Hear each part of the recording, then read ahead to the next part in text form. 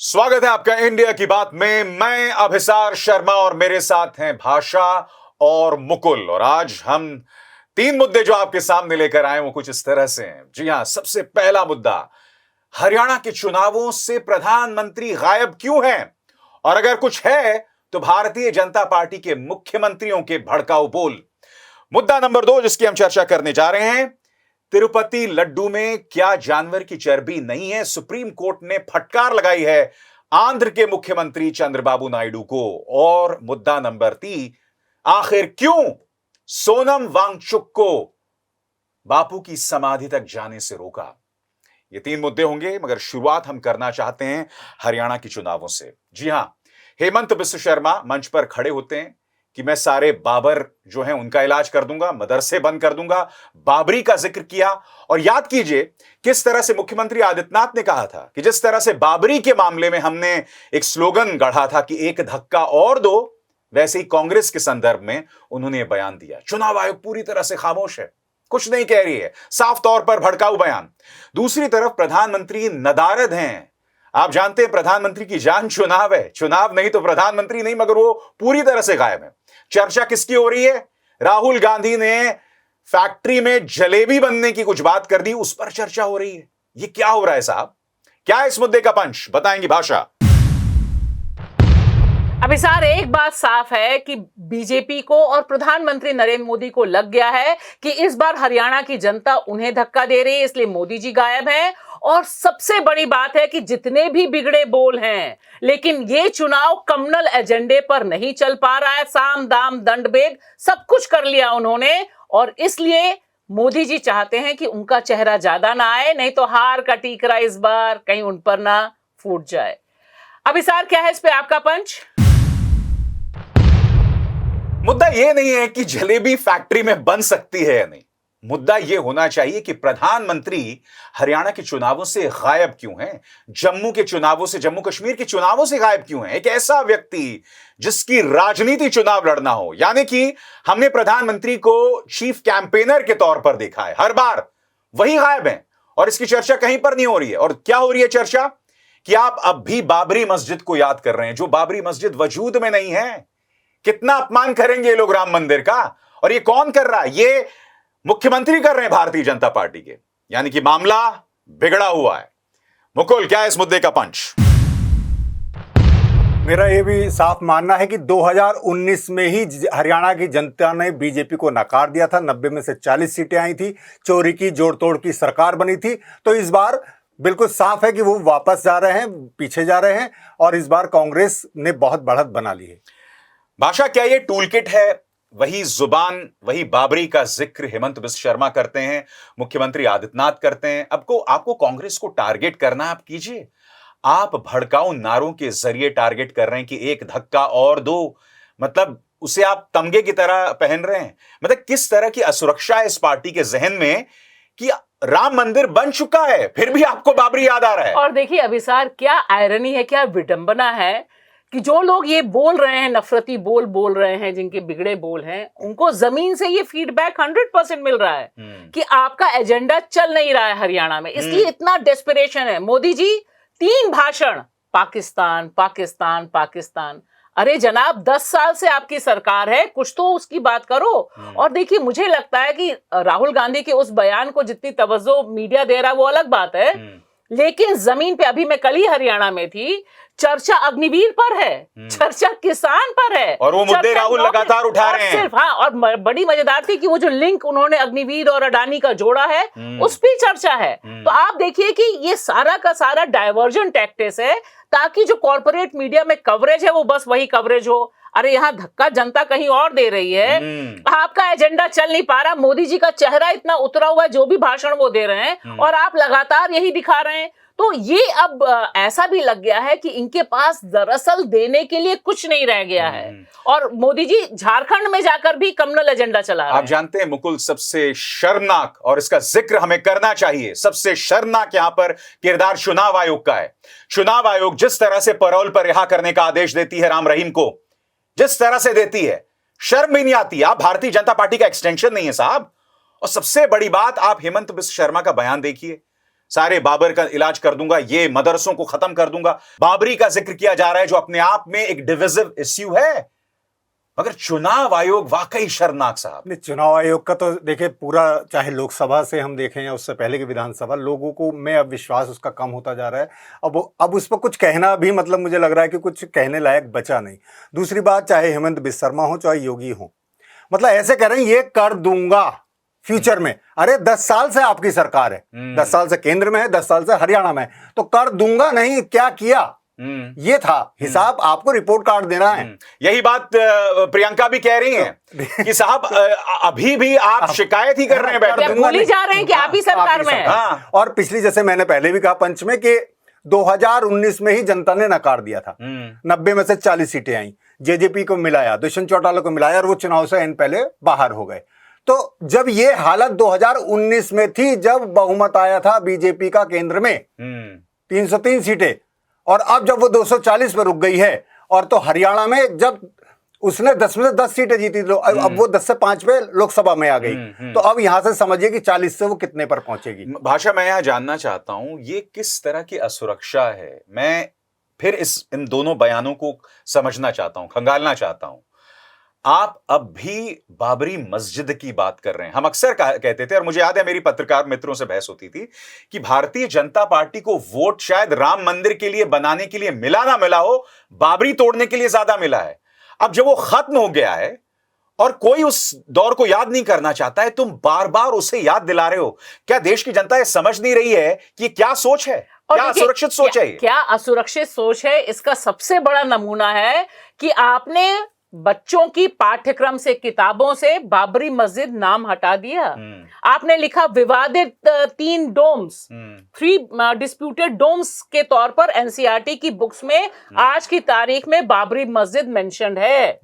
लेकिन चुनाव तो सब कुछ करा देता है ना विसार, और इतना डेस्पिरेशन है, इतना परेशान है बेचारे। बेचे तो क्या बेचें, 10 साल में बेचने के लिए कुछ नहीं। और आप देखिए कि हमने तो हरियाणा के उन गांवों को देखा है जहां बीजेपी का एक पोस्टर नहीं लगने दिया है लोगों ने। लोग वहां प्रचार टीम अंदर नहीं घुस पा रही। लोग कह रहे हैं तुम कहां थे जब हम मर रहे थे, हम किसान हैं और किसान के साथ ये तुमने खिलवाड़ किया है। और उस पे कंगना रनौत जी ने तो बहुत ही मदद की है, खैर वो उनकी ब्रांड एम्बेसडर हैं। तो नहीं, सिर्फ आप कंगना ने नहीं, मनोहर लाल खट्टर ने जो कहा कि जो आंदोलनकारी किसान हैं वो नकली किसान हैं। तो कंगना तो चलिए कोई प्लेयर नहीं है हरियाणा में, मगर खट्टर साहब नहीं, पर मैं ये कह रहा हूं, माफी मांग ली। मैं कह रही हूँ खट्टर ने तो अपनी सीट बचाने के लिए मत्था टेक दिया किसानों के आगे, तभी लोकसभा सीट वो निकाल पाए वहां से। लेकिन आज की तारीख में हरियाणा पर रिपोर्टिंग इस अंदाज में हो ही नहीं रही है जो वहां पर जमीन पे दिखाई दे रहा है कि भाई आपका नफरती एजेंडा 0 बटा सन्नाटा है, और इसीलिए मोदी जी आउट हैं। देखिए, मोदी जी के आउट होने का मतलब है कि दाल नहीं गल रही है, और इसीलिए उनको पाकिस्तान तक पहुंच जाना पड़ रहा है। नहीं, अब ये सवाल बहुत जरूरी है, ये अपने आप में बहुत बड़ा चर्चा का मुद्दा है कि why is prime minister Modi absent from Haryana and Jammu elections. ये अपने आप में चर्चा का मुद्दा है। कैसे करेंगे बताइए, जब और इसकी कोई चर्चा ही नहीं हो रही है। जब वो 240 पे आ गए, जब वो बनारस से सीट मुश्किल से जीत पाए, जब वो अयोध्या हार गए, बाबरी इसलिए लाए। बाबरी वो एक आपराधिक घटना थी जिसे सुप्रीम कोर्ट ने भी कहा, उसे बार बार करें, यानी आप एक और अपराध के लिए उकसा रहे हैं। और वाकई में आपने सही कहा था कि उन्हें जो बाबरी मस्जिद से वोट मिल रहे थे वो राम मंदिर से नहीं मिले। तो इसलिए चाहे वो दुखद आडवाणी ने बताया हो, अटल ने बताया हो, वो बने रहने पर उनकी राजनीति चल रही थी। पर हरियाणा में तीन ही मुद्दे हैं, किसान, जवान, पहलवान, और इसी पर चुनाव लड़ा जा रहा है, और इसी वजह से घबराए हैं। 10 साल से उनकी सरकार थी। तो अगर वो नहीं जीतेंगे और मोदी जी आगे रहेंगे, तो फिर तो मुझे लगता है कि पता चला कि 8 अक्टूबर के बाद केंद्र को भी खतरा हो गया। नहीं, मैं ये समझना चाहता हूं, क्या प्रधानमंत्री मोदी, और ये अहम बात है भाषा, क्या प्रधानमंत्री नरेंद्र मोदी या फिर भारतीय जनता पार्टी ये मान रही है कि अब कई राज्यों में प्रधानमंत्री को चेहरा बनाकर पेश नहीं किया जा सकता? और ये बहुत बड़ी बात है, क्योंकि देखिए अभी हरियाणा है, अभी महाराष्ट्र भी चुनाव होने हैं, जहां पर आपको याद है लोकसभा में क्या हाल हुई बीजेपी की। तो क्या ये अब एक सोच बनती जा रही है भाजपा के अंदर कि प्रधानमंत्री का चेहरा नहीं है? एक बात साफ है कि अब प्रधानमंत्री जितवा सकते हैं, खाली उनका चेहरा दिखा के जीता जा सकता है। इस बारे में कोई दो राय नहीं है कि सिर्फ उनका चेहरा नहीं चलेगा। और जम्मू कश्मीर का चुनाव हो या फिर हरियाणा, इन दो जगह। लेकिन अभिसार अभी भी मुझे लगता है कि नफरती एजेंडा सेट करने में प्रधानमंत्री नरेंद्र मोदी पर ही 100% भरोसा है। उनका कोई जवाब नहीं है। उनका कोई जवाब नहीं है। और उन्होंने जिस तरह से महाराष्ट्र और महाराष्ट्र के साथ झारखंड, मत भूलिए झारखंड, जिस तरह से प्रधानमंत्री वहां जाके ये बोल रहे हैं, इतना बड़ा झूठ कि भाई यहाँ हिंदुओं की संख्या कम हो गई। अरे आप 2011 के बाद जनगणना नहीं कराया है आपने, और वहां पर ऐसे स्टेट को आप झोंक रहे हैं। और साथ साथ एक बात और दिखाई दे रही है कि राहुल से आतंक है बीजेपी के अंदर। हरियाणा में जाकर आप देखिए, जम्मू में आप जाकर देखिए, कश्मीर में आप जाके देखिए, ज्यादा बड़ा चेहरा, ज्यादा बड़ा उनके वीडियोस चलने वाले मोदी जी और राहुल को आप सामने हरियाणा जम्मू कश्मीर की बात कर रहे हैं। इस वक्त उत्तर प्रदेश में आप जानते हैं सीएसडीएस का सर्वे, उत्तर प्रदेश में इस वक्त राहुल गांधी की लोकप्रियता प्रधानमंत्री से ऊपर है, कम से कम सीएसडीएस की पर मैं एक बात कह दूं दर्शकों से भी और आपसे भी कि हमें इस पे बहुत राहत नहीं लेनी चाहिए कि प्रधानमंत्री को पीछे किया जा रहा, क्योंकि वो एक नया ब्रांड बना रहे हैं आगे के लिए भी, और योगी आदित्यनाथ की मांग हरियाणा चुनाव में है। तो अगर मोदी पीछे होंगे तो योगी आगे आएंगे, इसलिए नफरत की राजनीति पीछे जा रही है, ऐसा मत समझिए। नहीं, मगर अगर नफरत की राजनीति नहीं चलेगी तो फिर ना प्रधानमंत्री का नफरत चलेगा, ना योगी का। लोकसभा में भी नहीं चली ना लोकसभा, पर उनका एक ही चीज है ना, बेस ही वही है, जब बुनियाद ही वही है, उन्हें उसी के आधार पर एक हिंदू राष्ट्र की परिकल्पना है। तो बताइए नफरत की राजनीति कैसे छोड़ दें वो? नहीं मुकुल, मैं एक बात है क्या? नहीं मुकुल, मैं एक बात कह रही हूँ कि 2024 में अभी हम अक्टूबर में बैठे हैं। 2024 का संकेत बहुत साफ है कि नफरत की राजनीति उस तरह से पॉलिटिकल फायदा बीजेपी को, चाहे वो प्रधानमंत्री नरेंद्र मोदी हो, अमित शाह हो, योगी हो, हेमंत बिस्वा शर्मा हो, और अब हमारे पास पवन कल्याण जैसा आदमी भी है जो आंध्र प्रदेश में है। यह पॉलिटिकल बेनिफिट, यानी आपको सीट की पक्की मोहर लगा देगा, ऐसा नहीं है। उत्तर प्रदेश में भी छक्के छूटे हुए हैं योगी आदित्यनाथ के। मैं जानता ही एक काम हूं तो मैं कैसे दूसरा काम कर पाऊंगा, ये भी सोचना है ना। मैं थोड़ा विषय को थोड़ा सा हल्का सा इधर लेके आता हूं, और वो है प्रियंका गांधी फैक्टर। वो उतरती लेट हैं मगर उनको बहुत जबरदस्त प्रतिक्रिया मिल रही है।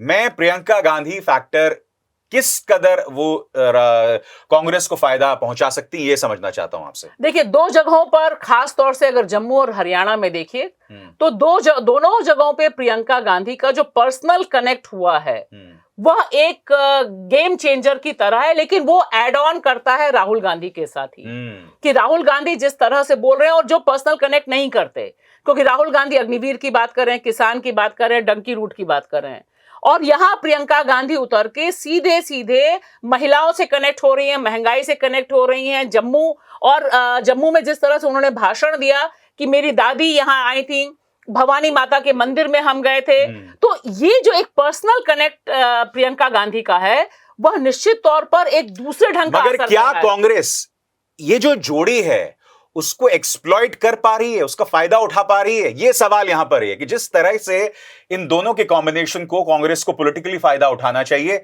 वो दिख नहीं रहा है। क्या ये सही नहीं होगा? देखिए, मैं तो आपसे सहमत नहीं हूं। मुझे दिखाई दे रहा है कि इससे फायदा हो रहा है, और बहुत अच्छा है कि दोनों को अलग अलग ढंग से, दोनों को अलग अलग मंचों पे, अलग अलग जगहों पे ले जाकर एक ये बहुत फायदा इससे ये हुआ है कि आप दो स्पीचेस ठीक है अलग अलग ढंग से, एक पर्सनल कनेक्ट और एक पॉलिटिकल कनेक्ट के साथ आप पेश कर रहे हैं, और कांग्रेस के पास इससे बेहतर अभी रणनीति फिलहाल दिखाई नहीं देती। अब हम रुक करेंगे अपने दूसरे मुद्दे का, और एक बहुत अहम मुद्दा है तिरुपति के लड्डू में जानवर की चर्बी। कितना बवाल हुआ था। मुख्यमंत्री चंद्रबाबू नायडू ने फाइनल रिपोर्ट आने के बाद पहले ही बयान दे दिया, बवाल कर दिया, और उसके बाद डिप्टी चीफ मिनिस्टर पवन कल्याण जो विवादास्पद बयान देते हैं, और फिर पूरा भाजपा का प्रचार तंत्र लग जाता है।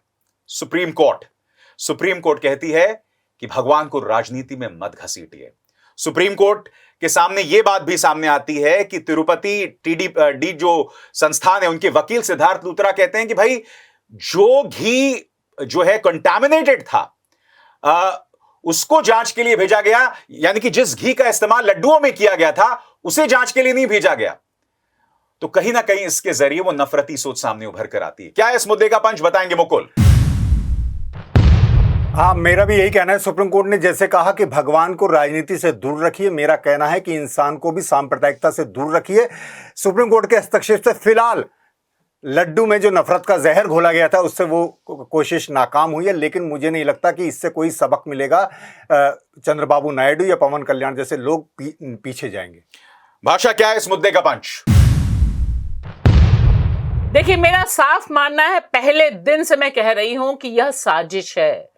लड्डू को नफरती घोल में परोस के आस्था के साथ खिलवाड़ किया गया है। सुप्रीम कोर्ट का ऑब्जर्वेशन साफ साफ कह रहा है कि हिंदुओं की आस्था के साथ आंध्र प्रदेश के मुख्यमंत्री ने और डिप्टी सीएम ने खिलवाड़ किया है। इसकी जिम्मेदारी उनको उठानी चाहिए। पवन कल्याण को प्रायश्चित करते हुए अपने पद से इस्तीफा देना चाहिए और चंद्रबाबू नायडू को बताना चाहिए जनता को कि यह साजिश की तो क्यों की। अब इसार क्या है इस पे आपका पंच? इस मुद्दे पर मेरा पंच यह है कि इंसान, अंग्रेजी में कहावत है, man is known by the company he keeps, यानी कि इंसान अपनी सोहबत अपने दोस्तों के जरिए जाना जाता है। एक जमाने में चंद्रबाबू नायडू को टेक्नोक्रेट कहा जाता था, सूचना प्रौद्योगिकी की बात करते थे, मगर अब भड़काऊ हो गए हैं। अब क्या करें, अब दोस्त उनके भारतीय जनता पार्टी वाले हैं तो वो भी आदत से मजबूर हैं। मगर ये एक इंसान का पतन है, राजनीति का पतन तो है ही, मगर ये अपने आप में कितना दुखद है। सुप्रीम कोर्ट में जिस तरह से ये बात आई, सुप्रीम कोर्ट ने जिस तरह से भाषा कहा कि भाई आप भगवान को राजनीति में मत घसीटिए। सबसे बड़ी बात, एक मुख्यमंत्री को फटकार लगाना कि अंतिम रिपोर्ट नहीं आई और आप पहले से ये बयान दे रहे थे, इससे ज्यादा शर्मनाक क्या हो सकता है एक मुख्यमंत्री के लिए? और देखिए, बेशर्मी की इंतहा कि वह शख्स एक शब्द माफी का नहीं मांगता है, खामोश है, बिल्कुल खामोश है, पूरी तरह से साइलेंट है। और हमारा ग्रेट मीडिया अभिसार जो पूरे समय 24 घंटे चला रहा था बड़ी बड़ी स्क्रीन पर कि लड्डू में बीफ है, लड्डू में मछली का तेल है, सारी चीजें, सारे पर ऐसा सानाका खाया है, सब खामोश हो गए जब ये इतनी बड़ी बात सामने आई, जो हम पहले दिन से कह रहे थे कि इसके पीछे एक बड़ी साजिश है। और मुझे लगता है कि इस पे जो अकाउंटेबिलिटी होनी चाहिए थी बतौर मुख्यमंत्री, और जिस तरह से लोगों को पूछा जाना चाहिए था, वह नहीं पूछा गया। और एक और बात जो सुप्रीम कोर्ट ने बहुत बड़ी कही है कि आप ही, जो आप दोषी हैं भड़काने के, आप ही कैसे एसआईटी बना सकते हैं? क्यों नहीं इसकी इंडिपेंडेंट इंक्वायरी होनी चाहिए? सबसे बड़ा सवाल आज जो लोगों को पूछना है कि साजिश की तो क्यों की, और हिंदू भावनाओं के साथ खिलवाड़ किसी और ने किया होता अभिसार तो कोहराम मच गया होता। नहीं, बॉटम लाइन क्या है कि ये लोग हमारे बच्चों को, हमारी इस मौजूदा पीढ़ी को और आने वाली पीढ़ियों को दंगाई बनाना चाहते हैं। इसके अलावा और कुछ नहीं है।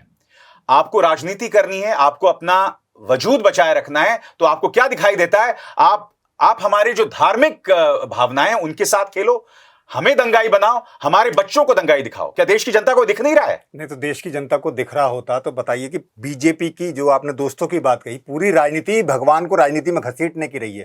भाई पूरा बाबरी विवाद, मस्जिद विवाद, राम मंदिर विवाद, पूरा जो लेकर आए हैं, ये यहाँ से पूरी बीजेपी जो राम को लेकर आए थे, बीजेपी खड़ी ही भगवान को राजनीति में लेकर हुई है। तो मुझे लगता है सुप्रीम कोर्ट को बहुत पहले बोलना था, और सुप्रीम कोर्ट ने राम मंदिर को अलाउ कर दिया था कि चलिए आस्था का मामला है, कोई सबूत तो उसके पास थे नहीं। तो भगवान को राजनीति में घसीटने का काम हमारे हिंदुस्तान की राजनीति में बहुत दशकों से चल रहा है, और आरएसएस और बीजेपी की बुनियाद ही इस पर है कि धर्म, संप्रदाय, भगवान, इन सबको राजनीति का विषय बनाया जाए। अच्छा, जनता को ये भी लड्डू, बेचारा लड्डू, मैं तो सोच रही हूँ बिना मतलब के लिए लड्डू को मार दिया। इतना स्वादिष्ट लड्डू है, जिसने भी खाया वो सोच रहा होगा, क्योंकि हमने तो ये भी वीडियोस देखे कि किस तरह से अम्माएं, जो सो कॉल्ड टूल किट था, कि नमक खा खा के उल्टी कर रही थी। अच्छा, ये सारा भी हो रहा था। लड्डू पर ही अगर ये लड्डू नहीं, मैं कह रहा हूँ, सुनिए ना, लोग नमक खा खा के उल्टी कर रहे थे और भाषा खुद को टॉर्चर कर रही थी वो मोदी मीडिया के। नहीं, मैं कह रहा हूँ लड्डू तक ही सीमित रह जाए अगर ये, तो बहुत है। हमारे यहाँ जो भगवान को राजनीति में खींचा गया है, उसकी कीमत आदमी को चुकानी पड़ी है, इंसान को चुकानी पड़ी है। मॉब लिंचिंग के शिकार हुए हैं। इस लड्डू विवाद में अगर खुदा ना खास्ता कोई नाम आ जाता, कोई कंपनी ऐसी आ जाती, तो क्या बवाल होता है। इसका लिंक मुसलमानों से होता। लेकिन यहाँ पर टारगेट बहुत साफ है। यहाँ पर जगन रेड्डी, और जगन रेड्डी का ईसाई होना बिल्कुल साफ था। जगन रेड्डी ने कहा भी कि मैं एक प्रैक्टिसिंग क्रिश्चियन हूं, लेकिन मैं कमरे के बंद में अपना प्रैक्टिस करता हूं और दुनिया में कहीं छुपा नहीं। क्योंकि देखिए, तिरुपति जैसी जगह को जिस तरह से इन्होंने कम्युनलाइज किया, वह भी बहुत खतरनाक है, और ये एक लंबी लड़ाई है। नहीं भाषा, मुझे लगता है कि क्या इसके पीछे वो भारतीय जनता पार्टी और संघ की सोच है कि भाई किसी भी राज्य में किसी दूसरे धर्म का व्यक्ति मुख्यमंत्री ना बन सके, उसका वजूद खत्म कर दो, और जगन रेड्डी को पॉलिटिकली खत्म करने की यही वजह थी कि भैया ये ईसाई था तो देखो इसने किस तरह से हमारी हिंदू मान्यताओं क्योंकि देखिए सब जगह, सारी जगह यही चल रहा था, सोशल मीडिया पर, टूल किट पे, एक्स प्लेटफॉर्म पर, कि चूंकि जगन रेड्डी, क्या उसने कहा कि पूर्व मुख्यमंत्री, और वहां उसकी धर्म को लेकर सीधे सीधे तमिल, तेलुगु सब मीडिया में एक साथ अटैक, सिंपल यही था कि चूंकि जगन रेड्डी ईसाई हैं इसलिए वो हिंदू भावनाओं से खिलवाड़ करते हैं। ये जो एक बड़ा भयानक जहरीला बीज इन्होंने बोया है आंध्र की पॉलिटिक्स में। आंध्र की पॉलिटिक्स में अभी तक कम्युनल एजेंडा नहीं रहा, और ये दरअसल आरएसएस पर की सोच है। एक बात मैं भी बताऊं, जगन रेड्डी भी इतने पाक साफ नहीं है। जगन रेड्डी भी इसके दोषी हैं कि उन पर आज ये हमला हो रहा है। वो लगातार 5 साल बीजेपी को समर्थन परोक्ष रूप से देते रहे, चाहे वो उड़ीसा का मामला हो चाहे आंध्र का।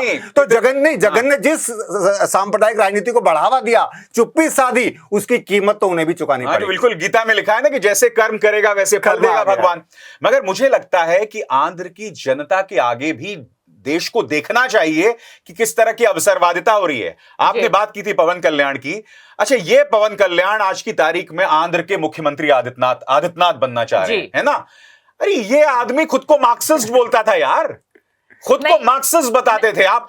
आपका एक भाषण है पवन कल्याण का कि वेजिटेरियंस ने 2002 के दंगे कराए, मैं बीफ खाता हूं। अरे किसको मूर्ख बना रहे हो तुम? देखिए, मूर्ख बनाने की तो होड़ लगा हुआ है। और जहां तक मेरी मुकुल आपकी बात है, सवाल इसका नहीं है कि जगन रेड्डी ने क्या किया। मैं कह रही हूं जगन रेड्डी को निशाने पे रख के आंध्र प्रदेश में एंटी क्रिश्चियन सेंटिमेंट फैलाने की जो पुरानी रणनीति है वह सफल हो रही है। बाकी तो सबके पाप हैं, वो कौन कब पुण्य हासिल होगा और मोक्ष हासिल होगा। लेकिन आप जो ये कह रहे हैं ना कि किस तरह का एनवायरनमेंट बना दिया गया है, पवन कल्याण जैसा शख्स आज की तारीख में कंपटीशन किससे कर रहा है? हेमंत विश्व शर्मा से कर रहा है। आज किससे कंपटीशन कर रहा है? योगी आदित्यनाथ से कर रहा है। तो ये जो एक सेकंड लाइन में होड़ लगी हुई है, और ये नहीं, मुझे भाषा में मैं एक चीज कहना चाहता हूं। यहां पर पवन कल्याण जिस तरह से खुद को असर्ट कर रहे हैं, चंद्रबाबू नायडू को समझना चाहिए उनका पत्ता कट सकता है। भारतीय जनता पार्टी अपना एक चेहरा बना रही है और इसका सीधा नुकसान कल को चंद्रबाबू नायडू को होगा। और जिस तरह से उसने दक्षिण भारत में ये नफरत की राजनीति फैलाई है और उसके लिए पवन कल्याण का इस्तेमाल किया है, क्योंकि आप मत भूलिए अन्नामलाई आंध्र प्रदेश, तमिलनाडु के अन्नामलाई की नफरती भाषण से कंपटीशन में पवन कल्याण इस तरह का कर रहे हैं। और आज देखिए सारे अखबार बोल रहे हैं कि उनकी तपस्या पूरी हो गई। अरे तपस्या होती तो कम से कम माफी मांगते कि मैंने हिंदू आस्था से खिलवाड़ किया। मेरा कह रहा है सनातनी जागो भाई, मांगो। मुझे भी लग रहा था कि सुप्रीम कोर्ट के ऑब्जर्वेशन और कुछ निर्देशों के बाद अपने प्रायश्चित में ये शामिल कर लेंगे कि शायद मैं एक गलत सुप्रीम कोर्ट के जो तल्ख टिप्पणियां थी गोदी मीडिया में उसकी चर्चा तक नहीं हुई है। बिल्कुल, कितनी इंपॉर्टेंट टिप्पणी। तभी मैं कह रहा हूं कि जैसे पवन कल्याण ने अपना प्रायश्चित नहीं रोका, जो सो कॉल्ड प्रायश्चित है, और उनका आज वो 3 तारीख को पूरा हो रहा है और वो नंगे पांव चल रहे हैं, पैदल चल रहे हैं सीढ़ियां।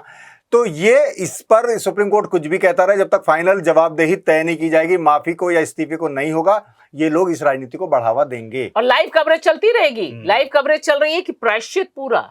अब आप सोचिए, ये नहीं बोल रहे हैं कि भाई तुमने हमारे लड्डू को बदनाम किया, बिल्कुल, कम से कम उसका प्रायश्चित करो। तो सवाल पूछेगा तो पूछेगा कौन? बिल्कुल, ये पोस्ट ट्रूथ ईरा है, यानी कि हकीकत आपके सामने आ जाए मगर उसको इस तरह से विकृत करके ऐसा पेश किया जाए कि आप हकीकत से कोसों दूर बने रहें। और हम रुक करेंगे अपने तीसरे और अंतिम विषय का। सोनम वांगचुक अपनी मांगों के साथ दिल्ली पहुंचते हैं, मगर होता क्या है, वो जैसे ही दिल्ली पहुंच रहे होते हैं और उनका मकसद साफ था, शांतिपूर्वक प्रदर्शन करना बापू की समाधि में, उन्हें रोक दिया जाता है। ये कैसी सरकार है? इन्होंने इसी तरह से हमारे किसानों की तौहीन की थी। और अब सोनम वांगचुक जो बहुत ही शांतिपूर्ण प्रदर्शन के साथ आ रहे थे, जो एक जमाने में प्रधानमंत्री के समर्थक भी हुआ करते थे, मगर आज उन्हें घुसने नहीं दिया गया, हालांकि अब वो फिर से उन्हें इजाजत मिल गई है। क्या ये सरकार इतनी असुरक्षित है? क्या इस मुद्दे का पंच बताएंगी भाषा? अभिसार, ये भारत के 2 चेहरे हैं। मोदी शाह जी डर गए सोनम वांगचुक से, एक ऐसे क्लाइमेट चेंज एक्टिविस्ट से जो पूरा शांतिपूर्ण मार्च 1000 किलोमीटर का 150 लोगों को लेकर यहां पहुंचे और उनको रोक दिया गया। लेकिन देखिए, यही सरकार रेपिस्ट और मर्डरर यानी बलात्कारी और हत्यारे राम रहीम को छोड़ती है पैरोल पर ताकि चुनाव प्रचार अच्छे से हरियाणा में हो सके भाजपा के पक्ष में। यह है मोदी शाह की असलियत। अभिसार, क्या है इस पे आपका पंच? इस मुद्दे पर मेरा पंच यह है कि यह सरकार बुनियादी तौर पर असुरक्षित है, इनसिक्योर है। यह सरकार कहीं ना कहीं, भारतीय जनता पार्टी कहीं ना कहीं मानती है कि लोकतंत्र का जो कॉन्सेप्ट है वही अराजक है। यही वजह है कि कोई शांतिपूर्वक तरीके से प्रदर्शन करना चाहे, मसलन सत्याग्रह। अरे भाई, सत्याग्रह तो पूरी दुनिया को हमारी देन है, मगर सत्याग्रह से सबसे ज्यादा अगर कोई असुरक्षित महसूस करता है तो वो भारतीय जनता पार्टी है, जो कितनी दुखद बात है। मुकुल, क्या है इस मुद्दे का पंच? मेरा ये कहना है कि सोनम को समझना चाहिए कि राजनीति के बिना कोई लड़ाई नहीं जीती जा सकती। वो लगातार पहले दिन से ये कह रहे थे कि मेरी लड़ाई राजनीतिक नहीं है, और उन्होंने हरियाणा से भी बचने की कोशिश की और बसों में वो दिल्ली की तरफ चले। उन्हें अब समझ में आ जाना चाहिए कि राजनीति के बिना, पहलवानों ने भी यही गलती की थी कि पहले दौर में उन्होंने कहा राजनीति से हमारा कोई लेना देना नहीं, लेकिन उन्हें जब समर्थन मिला और जब उनकी बात थोड़ी बहुत सुनी गई, वो राजनीति के सहारे ही सुनी गई। भाषा, मैं ये कह रहा हूं कि ये सरकार क्या किसान आंदोलन से कुछ भी नहीं सीखी है? क्यों नहीं सीखी? या तो ये मूर्खता है या ऐसा अहंकार है कि भाई आप खुद का ही तो नुकसान कर रहे हो। बिल्कुल। आप ये क्या करना चाह रहे हो? आप किसान आंदोलन से भी नहीं सीखे, क्यों? देखिए, मेरा तो बहुत साफ मानना है कि इस समय मोदी शाह की जो सरकार है वो जमीन ग्राउंड रियलिटी से पूरी कट चुकी है। मगर क्यों? मैं समझना चाहता हूं। नहीं, क्योंकि एक अहंकार में एक हेलो बना लिया है उन्होंने, अपने इर्द गिर्द एक सर्कल है कि जो मुझे दिखाई देगा, जो मुझे सुनाई, कौन बताएगा? सारे तो वही लोग हैं, यस मैन या टूल किट वाले। सवाल है, अमित मालवीय जी तो बताएंगे नहीं, ना तो गृह मंत्री बताएंगे, क्योंकि गृह मंत्री अगर बताने वाले होते तो बता देते कि मणिपुर में हालत आपके वीरेंद्र सिंह ने खराब की है। यहां देखिए कि एक ऐसा, जिसे हम पॉलिटिकल लैंग्वेज में कहें, मासूम सा प्रदर्शन था, जो बहुत कल्चरल गाना गाते हुए, नाचते हुए, मंदिरों में रहते हुए, मस्जिदों में रहते हुए, गुरुद्वारों में रहते हुए पूरा हो रहा था, और बहुत सीधी सी मांग थी। इसीलिए शायद देखिए मिडिल क्लास आज की तारीख में सोनम वांगचुक से ज्यादा अटैच फील हो रहा है, और उसको लग रहा है कि ये गलत हो रहा है। जो सेक्शन आ रहा है वो कोई बहुत मूवमेंट वाले सेक्शंस नहीं है उस तरह से। इससे एक बात और साफ होती है कि मोदी 3 में किसी भी पीसफुल नॉन वायलेंट प्रोटेस्ट की कोई अहमियत नहीं है। अगर आप आतंकी की मोड में जाते हैं, आप हिंसा करते हैं, मणिपुर में जिस तरह से मोटर और रोटास का हिसाब करते हैं, तब सरकार आपकी सुनेगी, और ये बहुत बड़ी ट्रेजेडी है। और देश की जनता ने देखा है कि एक तरफ उन्हें हिरासत में लिया जा रहा था, और उसी दिन बलात्कारी राम रहीम को जो है पैरोल पर रिहा किया जा रहा था, जिसमें चुनाव आयोग की शर्मनाक भूमिका थी। मगर मैं समझना चाहता हूं, सोनम वांगचुक से क्या एक नाराजगी, जैसे मैंने पूछा भाषा से कि भाई आपने किसान आंदोलन में अपनी हरकतों को देखा, उसका नुकसान आपको हुआ, ठीक है। मैं कह रहा हूं, क्या सोनम वांगचुक से नाराजगी या चिढ़ की एक बहुत बड़ी वजह यह है कि इन्होंने गालवान घाटी में, और खासतौर से चीन का जो कब्जा हमारी जमीन पर बढ़ता गया, वो मुद्दे वो लगातार उठाते गए कि भाई जिन जगहों पर हमारे गडरिये जा सकते थे अब नहीं जा पा रहे हैं। क्या ये एक नाराजगी सोनम वांगचुक से इस सरकार को है? नहीं, ये बिल्कुल हो सकती है, और उनके जो मुद्दे भी हैं, चाहे वो लद्दाख को छठी, क्योंकि लद्दाख, हाँ, लद्दाख को पूर्ण राज्य का दर्जा, ये तो बहुत ही सामान्य मुद्दे, पर उन्हें लग रहा है ये मुद्दा भी, चाहे वो जम्मू कश्मीर उनके हाथ से जैसे निकला जा रहा है, और अब रिजल्ट भी आएगा। लद्दाख में वो जो चाह रहे थे जिस तरह से वो अपना वो, तो उन्हें लग रहा है कि सोनम वांगचुक ने उनकी राजनीति को नाकाम किया। पहले सोनम वांगचुक भी बड़े धोखे में थे, उन्हें लगा कि लद्दाख अलग हो गया, यूटी मिल गया, पर उन्हें धीमे धीमे समझ में आया, तो चाहे वो पर्यावरण का मुद्दा है, चाहे वो पूर्ण राज्य का मुद्दा है, चाहे वो छठी अनुसूची का मुद्दा है, उन्हें लग रहा है कि अगर ये आगे बढ़ेगा, क्योंकि वो उनका था तो बहुत शांतिपूर्ण प्रदर्शन, लेकिन उनके साथ वहां की जनता और सैनिक भी हैं, पूर्व सैनिक, तो ये लग रहा है कि ये अब नहीं तो 2 साल में ये मुद्दा बहुत बढ़ सकता है और उनकी राजनीति बीजेपी की फेल हो सकती है। तो वो चाह रहे कि इसी पहले दौर में इन्हें चुप करा दिया जाए। देखिए, और अभिसार, मुझे लगता है कि इसके पीछे आर्थिक हित है, क्योंकि जिस मांग को लेकर सोनम वांगचुक आगे बढ़ रहे हैं और जिसपे उन्होंने लोकसभा चुनाव हरवा दिया बीजेपी को, ये भी ध्यान दीजिए, छोटा मोटा नहीं है, कम से कम हारना तो पड़ा ही, और मोदी जी कुछ चला नहीं पाए वहां पर अपना। जिस तरह से वो वहां की जमीन और एनवायरनमेंट देना चाहते हैं अपने प्रिय कॉरपोरेट मित्रों को, बिल्कुल, और जिस तरह से वहां का दोहन होने की पूरी ब्लूप्रिंट है, पूरा ब्लूप्रिंट है, ऐसा नहीं कि नहीं है, तभी ये लोग जागे भी हैं क्योंकि इन्हें पहले लग रहा था कि बहुत अच्छा हो रहा है कि हम अलग हो गए कश्मीर से, अब हमारा डेवलपमेंट हो जाएगा। तो ये एक बहुत बड़ी मांग है, इसमें मोदी जी को पीछे जाना पड़ेगा। और हम सब जानते हैं कि अगर एक बार उनके प्रिय मित्र का दिल अगर किसी एयरपोर्ट पर भी आ जाए तो वो एयरपोर्ट साम दाम दंड भेद करके मिल जाएगा।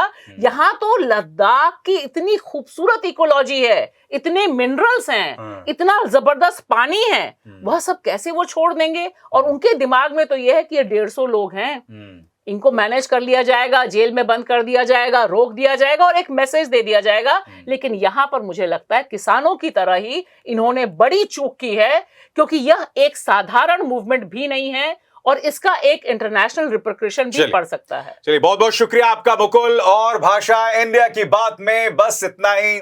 अभिसार शर्मा को दीजिए इजाजत। नमस्कार। स्वतंत्र और आजाद पत्रकारिता का समर्थन कीजिए, सच में मेरा साथी बनिए। बहुत आसान है दोस्तों, इस ज्वाइन बटन को दबाइए और आपके सामने आएंगे ये 3 विकल्प, इनमें से एक चुनिए और सच के इस सफर में मेरा साथी बनिए।